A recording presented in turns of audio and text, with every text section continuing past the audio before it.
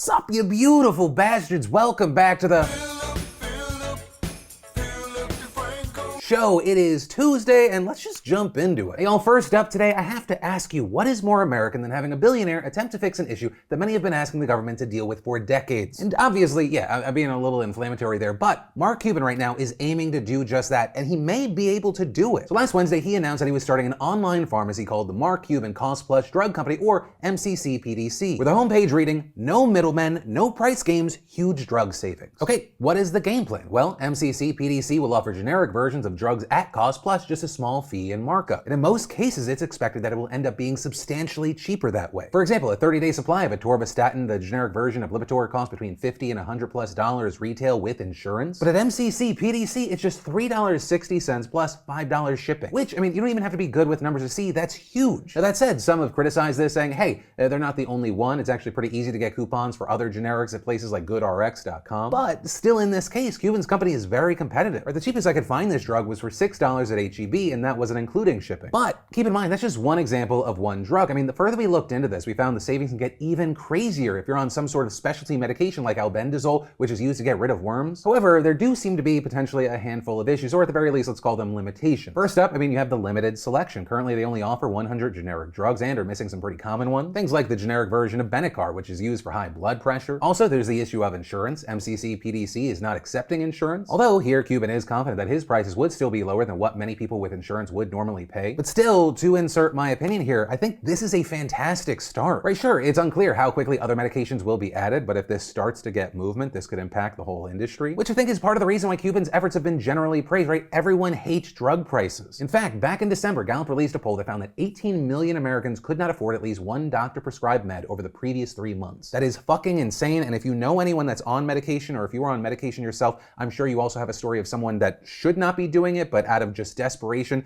is like trying to figure out how they can stretch a pill out over a longer period of time, even though they're not supposed to take a smaller dose. And so for those reasons and so much more, I'm rooting for Mark Cuban here. There needs to be more competition like this, because if there is none, the rich fucks will just fucking try and drain the American public for as long as they can until you're just a husk of your former self. So with this story, I mean, one, what are your general thoughts? And two, if you take the time to actually go to this site and maybe price check what your medications would cost, see what the difference is. Is it there? Is it not? Could it be helpful? Is it not? Because hopefully at least one of those things is there, and maybe your life becomes a little easier. And then let's talk about YouTube CEO Susan Wojcicki and a little bit of controversy right now. Also, this relating to the future of YouTube. So Susan put out a letter today called Our 2022 Priorities. And in this letter, talking about the state of the creator economy, talking about the momentum across the platform, including on Shorts, saying that Shorts have now hit 5 trillion, that's with a T, all-time views. Adding the number of channels around the world making more than $10,000 a year is up 40% year over year. And then specifically regarding money and Shorts, because it's kind of this known in the industry that money made from short form content like this, it's usually small. Susan announced that YouTube will be testing out new monetization features for its Shorts creators. Things like looking into integrating merch stores into Shorts, connecting Shorts creators to brands through YouTube's Brand Connect. And all that coming after the company's already established a $100 million fund that was meant to encourage creators to start using Shorts. With Wojcicki saying that YouTube's Shorts experiment has actually been good in bringing in new talent, revealing that upwards of 40% of those getting money from the Shorts fund aren't in the partner program. But then after that, we get to the controversy. Wojcicki stating the company hopes, quote, to help creators capitalize on emerging technologies, including things like NFTs. Now with that said, it's important to note that YouTube's not like the first big company to kind of embrace or at least dabble with NFTs. I think most companies right now are thinking about, or at least worried about, what Web3 is going to look like, what are NFTs going to look like. Some big ideas, some kind of dipping the toe, right? Last week we saw Twitter announcing, hey, you can put your NFT as your profile image and it'll look like this in a hexagon. And while I know a majority of this audience not a fan of NFTs,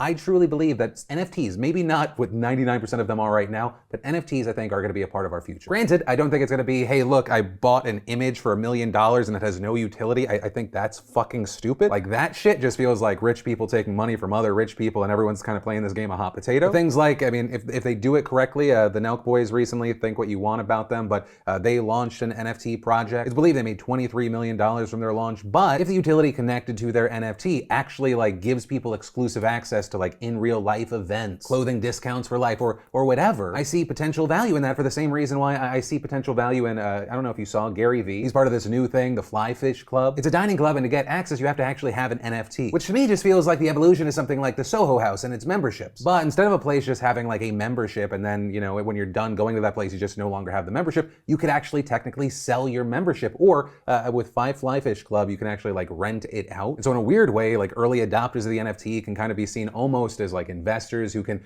profit or benefit from then other people embracing this place. Like that, it could still fail, but at least that I kind of understand. But still, with all that, we saw a lot of people pushing back on Wojcicki there, but it's also not the only place. We saw Susan doubling down on the company's stance towards dislikes, specifically not showing them publicly. That was extremely controversial, a lot of negative feelings, people saying, you know, the dislikes that helped me gauge whether a video was worth it or not. But according to Wojcicki, every way we looked at it, we did not see a meaningful difference in viewership, regardless of whether or not there was a public dislike count. And importantly, it reduced dislike attacks. And actually, to that point, we've seen some creators like Hank Green taking to Twitter saying, hey, I know it's an unpopular opinion, but I feel far less anxious now that there's not this public dislike count. Which I will say, even as someone that I don't like that YouTube did this, I think Hank is actually right. I haven't been anxious about likes or dislikes since the change. Still, I don't like YouTube removing that, but I think Hank does have a point to a degree. But with all of that said, I'd love to know your thoughts on this situation, and also specifically regarding NFTs. I know a large portion of this audience, they just hate them. But I do want to know, when you see more established companies like a Twitter and a YouTube kind of embracing it, dabbling, does it add to their legitimacy, or no, you think they're just testing with like a passing fad? And then, of course, we have to talk about the Joe Biden Fox News reporter situation, which if somehow this evaded your radar, here's the clip. Do you think you play through the political liability? That's a great asset. More inflation. What a stupid son of a... Okay, so not very presidential, but in President Biden's defense, wondering why Peter Doocy's asking such stupid fucking questions is a time-honored American tradition. Your relationship with the president frayed to the point that you are not going to support anything that he comes to you and asks for? Why would you say something that stupid? Why would you ask something that dumb? But no, I mean, not joking about it. When I look to the internet and all the reactions I've seen a lot of hypocrites on both sides, though I don't want to say equivalent hypocrites. So where I'll start is, you know, to be honest, when I first saw that clip, I audibly laughed because I just didn't expect that. Though, at the same time, I don't like to see a president speaking to a member of the press like that, whether you think Doocy's a fucking moron or not. Well, I understand why a lot of Democrats were like, ha ha, I love it, especially after just seeing Trump between 2016 and 2020. You're like, oh, finally, our team is giving you a taste of your own medicine. But it doesn't automatically make it right that Biden did this and that maybe he should do it more and become a Trumpian figure for the left. But then on the right, holy fuck, some of like the blind hypocrisy I've seen. Right, people who I saw on social media between 2016 and 2020 joking about drinking liberal tears every time Trump was just berating reporters or just somebody. That son of a off the field right now. He's a sleeping son of a I'll tell you. What do you say to Americans who are watching you right now who are scared? I say that you're a terrible reporter. This sleazy guy right over here from ABC. He's a sleaze in my book. You're a sleaze. You know who's a criminal? You're a criminal for not reporting it. You are a criminal for not reporting it. You have people like Jim Banks straight-faced tweeting. Have we ever seen a president attack and malign the free press like Joe Biden has? Yeah, motherfucker, we have. Are you and the rest of these pro-clutchers like people who were in a coma for 4 years between 2016 and 2020? The constant attacks from Trump and members of the press that many of these same people who were offended, rooted on, or just acted blind to. This constant undermining of what the truth really is, which unfortunately has been very effective. And I'm so surprised that people have like not really pointed this out. Did everyone just like collectively forget one of the staples of like all his rallies or big events was the moments where he would get the audience to essentially turn and look at and scream at members of the press? People he labeled enemies of the people daily. Right, and then in addition to that, you have these people that are like, hey, they're both equally bad. Which I personally think is a silly argument because you're comparing 4 years of continuous attacks from Trump and this moment from Biden. It doesn't excuse what Biden said, but it is beyond moronic to compare the two as equals. And that is all I gotta say about that. But from that, I want to take a second to thank the sponsor of today's show, Roman. Roman is a digital health platform for men that makes high-quality care accessible and convenient by connecting you with a U.S. licensed physician, delivering treatments from their pharmacies, all from the comfort of your home. It's the new year, and if you're one of the many men experiencing ED, Roman is there to help. Roman provides effective FDA-approved treatment for ED. With Roman, you can get a free online evaluation and ongoing care for ED, all from the comfort and privacy of your home. No need for that awkward doctor's office visit and a trip to the pharmacy. When you go to GetRoman.com/Phil, a U.S. licensed healthcare professional will work with you to find the best treatment plan, and if medication is appropriate, Roman will ship it to you for free with 2-day shipping. The whole process is straightforward and discreet. And getting started is as easy as going to GetRoman.com/Phil. And if you are prescribed, you'll get $15 off your first ED treatment plus free 2-day shipping. And take advantage of this special discount by February 9th and get $15 off your first month of treatment with the link in the description. And then let's talk about the news threesome that is Neil Young, Joe Rogan, and Spotify. So to start, if you don't know who Neil Young is, maybe ask your parents. Also, depending on your age, maybe ask your grandparents. Or I guess to save you time, because technically it's my job to let you know, he is a singer, and he just wrote an open letter to his management and label demanding that his music be taken down from Spotify. And this because he said Spotify allows vaccine misinformation to thrive on the platform, with him specifically citing Joe Rogan. Right, because like what's been widely reported before, Rogan's promoted anti-vax rhetoric on his podcast time and time again. Well, now the letter that was posted to Young's website has been removed. According to Rolling Stone, which was the first to report on this, it said, "I want you to let Spotify know immediately today that I want all my music off their platform. They can have Rogan or Young, not both. I'm doing this because Spotify is spreading fake information about vaccines, potentially causing death to those who believe the disinformation being spread by them. Please act on this immediately today and keep me informed on the time schedule." With Young's manager confirming to the Daily Beast that the letter is authentic, telling the outlet, "It's something that's really important to Neil. He's very upset about this disinformation. We're trying to figure this out right now." Well, the letter was to Young's management, not Spotify directly, with people wondering, are they going to do something? But there's really no reason to think that Spotify is going to do anything different than what we've been seeing for a while now. Because let's say ideologically, the upper people at Spotify, they don't even agree with Rogan. Maybe they're even horrified by it. I don't think that's the case, but let's say that. Spotify and their actions have made it clear that they are big believers and the market will decide what the market will decide.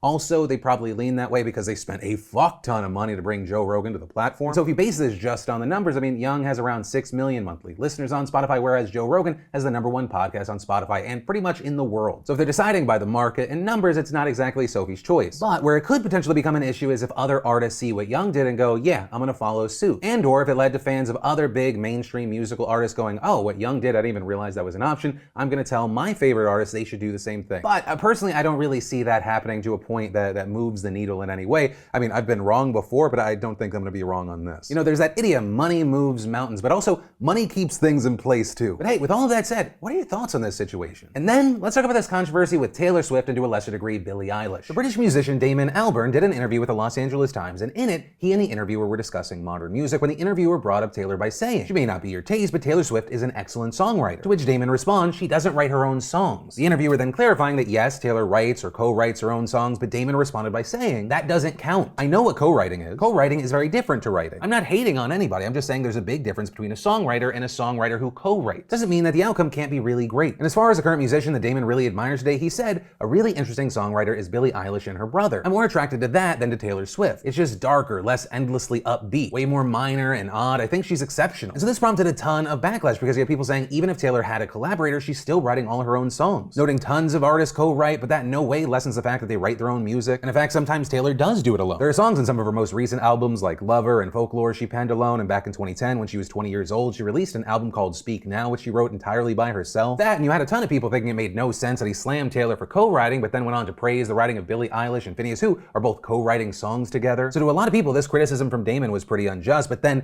Taylor herself also responded saying, "I was such a big fan of yours until I saw this. I write all of my own songs. Your hot take is completely false and so damaging. You don't have to like my songs, but it's really fucked up to try and discredit my writing. Wow. P.S. I wrote this tweet all by myself in case you were wondering." And tons of people came to Taylor's defense, including artists that she's worked with, even the president-elect of Chile. All of that then leading to Damon responding on Twitter saying, "I totally agree with you. I had a conversation about songwriting and sadly it was reduced to clickbait. I apologize unreservedly and unconditionally. The last thing I want to do is discredit your songwriting. I hope you understand." But then even that response got slammed by people who said, how is that reduced to clickbait? Unless the interviewer is lying, you said she doesn't write her own songs, directly to this reporter. And so with this story, I want to know your thoughts, right? Do you think the comments, right, the interview itself, maybe it's being blown out of proportion? Yes, no, why not? And in connection to that, what are your thoughts about kind of the Damon's defense saying, this has been reduced to clickbait? Is that kind of this week walking back? He's like, oh shit, I got in trouble. Or do you see a way that this could have all kind of been misconstrued or what? And then let's talk about Alabama. Roll Tide! A panel of federal judges tossed out Alabama's new congressional map yesterday, ruling that the current version significantly weakens the voting power of black residents. In their decision, the three judges noted that while nearly 1 out of every 3 Alabamians are black, the map drawn by the Republican-led legislature after the 2020 census was gerrymandered to leave just 1 of the state's 7 districts with a black majority. With them writing, black voters have less opportunity than other Alabamians to elect candidates of their choice to Congress. We find that the plaintiffs will suffer an irreparable harm if they must vote in the 2022 congressional elections based on a redistricting plan that violates federal law. And so as a result, the judges also ordered state lawmakers to redraw their map so that it includes 2 districts in which black voters either comprise a voting age majority or something quite close to it, with them giving the legislature 14 days to redo their map before they appoint a special master to do so. so. But shortly after the ruling, a spokesperson for the Alabama Attorney General Steve Marshall said in a statement that his office, quote, strongly disagrees with the court's decision and will be appealing in the coming days. And according to reports, that matter could ultimately go to the Supreme Court, which would then decide whether lawmakers can draw maps that are gerrymandered along racial lines. Now, notably here, the High Court ruled back in 2019 that the federal courts do not have the power to block congressional maps that are gerrymandered to skew districts in a partisan manner unless